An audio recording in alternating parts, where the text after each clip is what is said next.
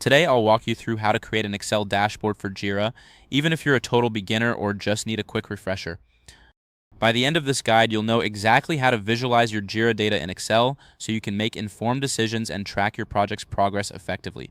Let's get started. First, open your Jira dashboard. This is where all your project data lives, and it's essential to have access to it before we can move forward.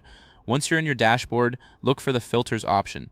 Click on Filters and then select Reported by Me. This will help you narrow down the data to only what you've contributed to, making it easier to analyze your work meanings. Now, in the upper right corner of your screen, you'll see 3 dots. Click on those dots. This is a common feature in many applications, acting like a hidden menu that reveals more options. From the drop-down list that appears, choose Export. This will give you several options for exporting your data. Click on Excel CSV All Fields. This option ensures you get all the relevant data fields exported into a format that Excel can read me at. So next, open the downloaded CSV or XLSX file in Microsoft Excel.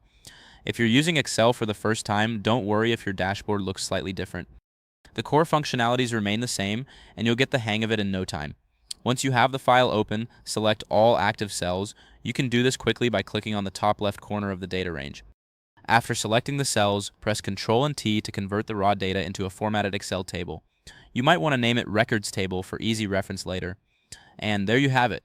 You've successfully created the foundation for your Excel dashboard for Jira. This table will allow you to manipulate and visualize your data in various ways, making it easier to track your project's progress and performance. If this helped you out, please give the video a thumbs up. If you run into any issues, leave a comment below. Subscribe for more actionable guides. Thanks for watching.